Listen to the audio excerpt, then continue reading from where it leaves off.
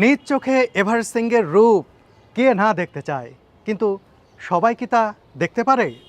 হ্যাঁ, পারে।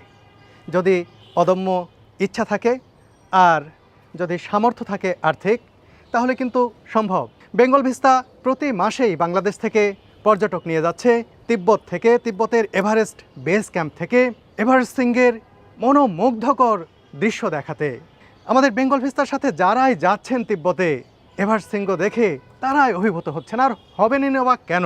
পৃথিবীর সর্বোচ্চ শৃঙ্গ, তার যে মহিমা, তার যে রূপ, এটা আসলে ভাষায় প্রকাশ করার মতো নয়। বন্ধুরা, আপনারাও যেতে পারেন আগামী 20শে নভেম্বরের গ্রুপে।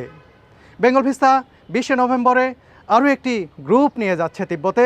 এই ভ্রমণে শুধু এভারেস্ট বেস ক্যাম্প থেকে এভারেস্ট শৃঙ্গ নয়, এর পাশাপাশি নিষিদ্ধ শহর লাসার সেই বিখ্যাত পোতালা প্যালেস দেখবেন আপনারা, দেখবেন অতীশ দীপঙ্করের মন্দির এবং তার সমাধি।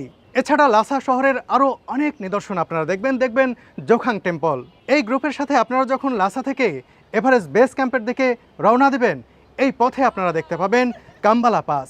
কাম্বালা পাস খুবই সুউচ্চ একটি পাস, যেখানে বিভিন্ন ধরনের পশু থাকে, যেগুলোর সাথে এই পর্যটকরা ছবি তুলতে পছন্দ করেন। অদ্ভুত আকৃতির, অদ্ভুত দেখতে ছাগল, বড় বড় কুকুর এবং সেই ইয়াক, যে ইয়াকগুলোর সাথে ছবি তুলতে যে কারো ইচ্ছা করবে। এই পথে আমরা দেখব তিব্বতের সবচেয়ে সুন্দর লেকগুলোর মধ্যে একটি ইয়ামদ্রক লেক। এই লেকটিকে পবিত্র মনে করে থাকেন তিব্বতীরা। আর এই লেকের পাশে একটি গ্রাম রয়েছে, ইয়ামদ্রক গ্রাম। সেই গ্রামে তিব্বতীরা কিভাবে বসবাস করেন সেটি আপনারা দেখবেন।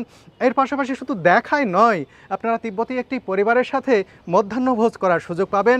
যে খাবারগুলো রান্না করবেন তিব্বতীরা, তারা কিভাবে বাঁচেন, তাদের সংসার কিভাবে চলে, তাদের জীবনযাপনের চিত্র দেখতে পারবেন, তাদের সঙ্গে কথা বলতে পারবেন। অর্থাৎ সাধারণ তিব্বতীদের সাথে মেলামেশার একটি সুযোগ কিন্তু আপনাদের হবে। সেখান থেকে রওনা দিয়ে আমরা যখন আবারও এগিয়ে যেতে থাকবো এভারেস্ট বেস ক্যাম্পের দিকে, এই পথে আমরা কিন্তু দেখতে পাবো কারুলা গ্লেসিয়ার। এরপর আমরা পৌঁছাবো শিগাটসে শহরে। শিগাটসে শহর হচ্ছে তিব্বতের দ্বিতীয় বৃহত্তম শহর। শিগাটসে থেকে রওনা দিয়ে সকালে যদি আমরা রওনা দিই, তাহলে বিকেলের মধ্যেই পৌঁছে যাব সেই এভারেস্ট বেস ক্যাম্পে। বলে রাখি, এই বেস ক্যাম্পে যেতে এক ধাপও আপনাকে হাঁটতে হবে না। যখন তিব্বতের এভারেস্ট বেস ক্যাম্পে যাবেন, তখন একেবারে গোড়া থেকে মাথা পর্যন্ত এভারেস্ট শৃঙ্গ দেখতে পাবেন। অর্থাৎ এভারেস্টের গোড়া থেকে একবারে চূড়া পর্যন্ত স্পষ্ট দেখতে পাবেন।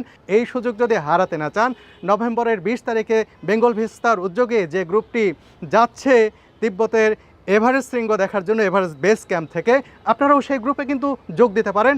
আপনার বুকিংটি আজই দিয়ে রাখতে পারেন বেঙ্গল ভিস্তার এই নাম্বারে।